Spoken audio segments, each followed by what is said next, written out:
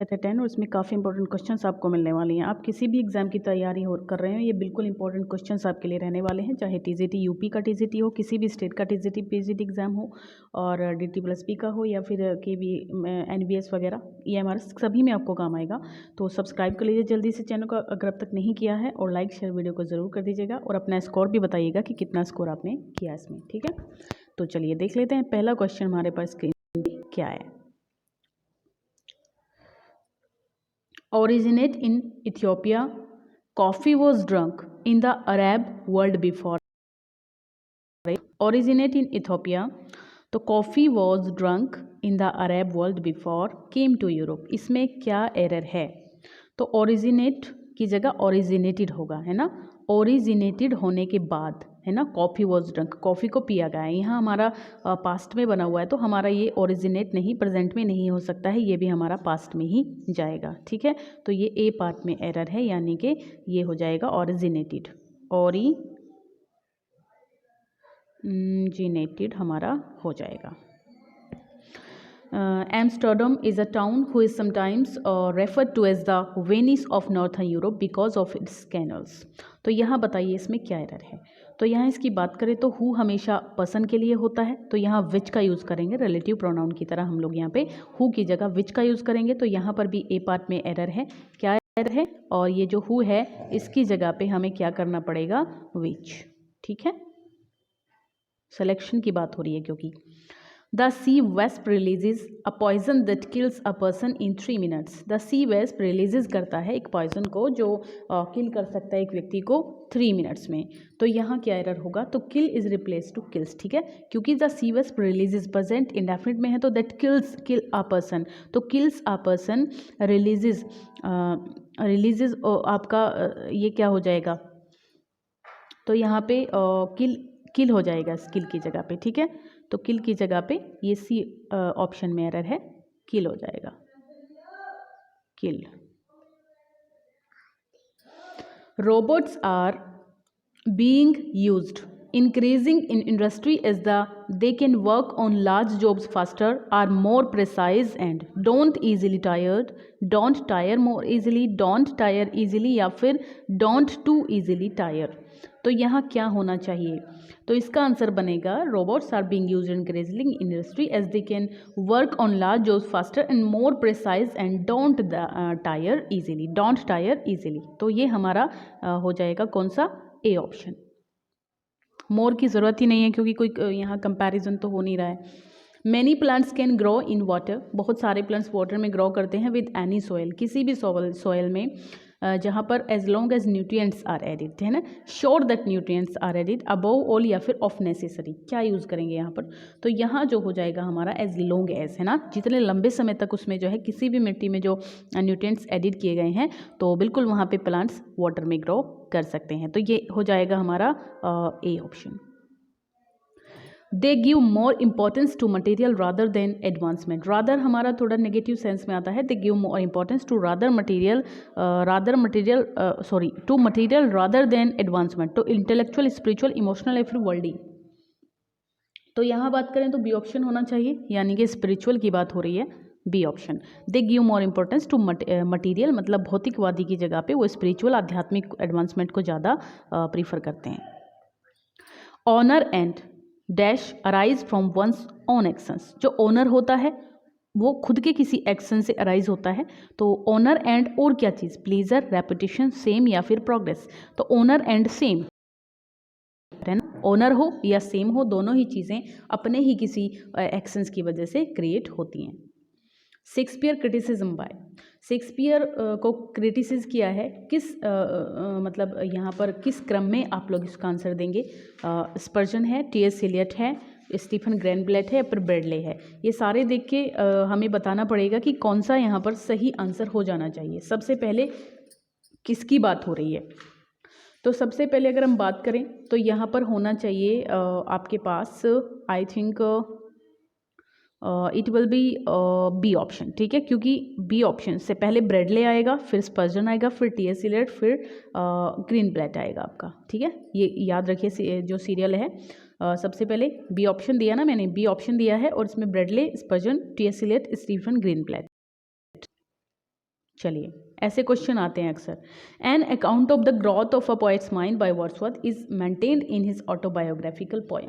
तो ये तो आसान सा क्वेश्चन है। इनकी जो ऑटोबायोग्राफिकल पोएम है तो उसी की सेंस में हम लोग ए पे जाएंगे। प्रिल्यूड की बात हो रही है, इसका दूसरा टाइटल भी है growth of poets mind. Okay, तो ऐसे भी आप पता कर सकते हैं। शेक्सपियर्स सोलिलोकीज आर डिफाइंड एज, आपको बताया कि शेक्सपियर की सोलिलोकी जो है वो डिफाइन करती हैं locution dominating the stage at the attention delivered by speaker. Speaker अपनी अटेंशन डिलीवर करता है हु इज़ अलोन, जो अकेला होता है स्टेज पे, और आइडेंटिफाई। तो इसकी एक्सेप्शन कौन से हैं इनमें से? यही माना जाता है ना, जो सोलिलोकी वो माइंड में सोच रहा होता है और बाकी कोई उस पर ध्यान नहीं दे रहा होता है, वो लाउडली सोच रहा होता है, बस ये चीज़ होती है सोलिलोकी में। तो इसका एक्सेप्शन है एक सोलिलोकी, तो वो कौन सी है? Hamlet to which I see before me, या फिर हैमलेट की एक सोलिलोकी है now might I do it pat, या फिर Iago's soliloquy if it were done when this done. तो बता दीजिए ये कौन सा होगा। तो इसमें बात करें तो ये हो जाएगा now might I do it PAT, now he is praying, ये पूरा है आगे, नाउ ही इज प्रेइंग है इसके आगे। तो सी ऑप्शन हमारा एरर है। ये जो है ये एक इसका इस डेफिनेशन का एक्सेप्शन है। He was not able to dash what went wrong, तो फिगर आउट मतलब पता करने में वो एबल नहीं हुआ, ये बात पता करने में एबल नहीं था कि क्या गलत हुआ है। तो figure out, fill out, count out या फिर टेल थ्रू। तो इसमें हो जाना चाहिए ऑप्शन ए, यानी कि फिगर आउट, पता लगाने में। Okay, he is a school drop of, dropped मतलब जब स्कूल से हट जाते हैं, ड्रॉप कर देते हैं स्कूल को, तो ड्रॉप ऑफ होगा या होगा, ड्रॉप आउट होगा। तो इसका ऑप्शन ड्रॉप आउट होना चाहिए। ड्रॉप आउट का मतलब होता है leave school. Okay, means to leave school. तो ड्रॉप किसकी बात हो रही है? आउट की, डी ऑप्शन की। Who among the following said that in his early life he was fostered by two influences? तो ये किसने कहा है ऐसा? तो इसकी बात करें तो ये हो जाता है आपका विलियम वर्ड्सवर्थ की स्टेटमेंट है कि उसको दो चीज़ों ने फॉस्टर किया है, दो इन्फ्लुएंसेस में वो फॉस्टर हुआ है अपने चाइल्डहुड में। तो ये बात कहते हैं हमारे William Wordsworth. The relationship between Othello and Iago is an example of, किस चीज़ का एग्जाम्पल है? इनकी जो रिलेशनशिप है इन दोनों की, जो आपका ये ओथेलो है और इयागो है। तो ये आपका ए ऑप्शन बनेगा, इनवर्जन। ठीक है, इनवर्जन, बिकॉज रिलेशनशिप जो है इनके बीच में, वो ओथेलो मूअर है वेनिस का, है ना, ये एक ट्रेजरी है। तो Shakespeare believed to have been written in 1603, 1603, okay 1603 कह रही हूँ, तो 1603। तो ये हमारा हो जाएगा 1603 में के करीब आई थी, तो ये हो जाएगा आपका इन्वर्जन। चलिए, he must accept his fault otherwise he will not be spared. तो यहाँ कॉम्प्लेक्स बनाना है इसका, तो ये बताइए कैसे आप बना पाएंगे। He who is at fault must accept to spared और not, not only he will accept his fault but also he will be spared, unless he accept his fault he will not be spared, या फिर if he does accept his fault he will not be spared। तो यहाँ अगर हम देखें इसको तो ये बनेगा आपका ऑप्शन सी, यानी कि अनलेस, जब तक कि वो अपना फॉल्ट एक्सेप्ट नहीं करता, he will not be spared. Okay, उसको नहीं। तो the line present fears are less than horrible imaginings, ये इमेजिनिंग है, ये आई है, ठीक है, यू नहीं। तो the line present fears are less than horrible imaginings appears in, कहाँ पर अपीयर होती है? मैकबेथ में, किंग लियर में, ओथेलो में, या फिर जूलियस सीजर, कहाँ पर आती है ये लाइन? तो ये तो आसान सा क्वेश्चन है आपका, और इसमें ये बनेगा ऑप्शन ए, यानी कि मैकबेथ में ये लाइन आती है। ठीक है, मैकबेथ में ये लाइन आती है विलियम शेक्सपियर के द्वारा, और ये आपका 1606 के करीब आया था। तो ये आपका बनेगा ऑप्शन, ये क्या कर रही हूँ, मैकबेथ ऑप्शन है। ठीक है, besides being sent to prison the culprit was heavily fine, मतलब उसको इसके अतिरिक्त उसको जो है फाइन भी दिया गया, बहुत सारा उसके ऊपर लगाया गया जुर्माना। तो कंपाउंड बनाना है इसका। तो although the culprit was sent to be prison also not only heavily fired, तो the culprit was not only sent to prison but also heavily fine. तो मुझे तो बी लग रहा है इसमें, हाँ बिल्कुल बी होना चाहिए, क्योंकि नॉट ओनली बट ऑल्सो का कॉम्बिनेशन बनता है, तो बी ऑप्शन पे हम जा सकते हैं। Identify the element from the options given below that makes Hamlet superior to Elizabethan revenge plays. अच्छा, हैमलेट को जो अदर रिवेंस प्ले हैं एलिजाबेथन टाइम के, शेक्सपियर के या फिर अदर जो ड्रामेटिस्ट थे, तो उनमें जो हैमलेट है वो सुपीरियर माना गया उसको। तो किस वजह से माना गया है? इंसैनिटी और feigned insanity, violent death of hero, apparitions encouraging vengeance, या फिर awareness of the moral implications of revenge. तो यहाँ किसकी बात हो रही है? तो इसको देखें तो ये हमारा हो सकता है, आई थिंक ऑप्शन डी होना चाहिए इसमें। ठीक है, ऑप्शन डी हमारा बनेगा, awareness of moral implications of revenge, है ना, awareness of the moral implications of revenge, ये हमारा बनेगा।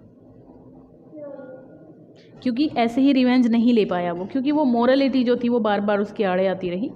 तो recently there has been a steep rise in the prince of agricultural products, sorry price है ये, प्रिंस कह रही हूँ। तो रिसेंटली जो बढ़ी है यहाँ पर क्या है? एडजेक्टिव है, प्रीपोजिशन है, इंटरजेक्शन है, या फिर एडवर्ब है? क्या आप इसको देखते हैं।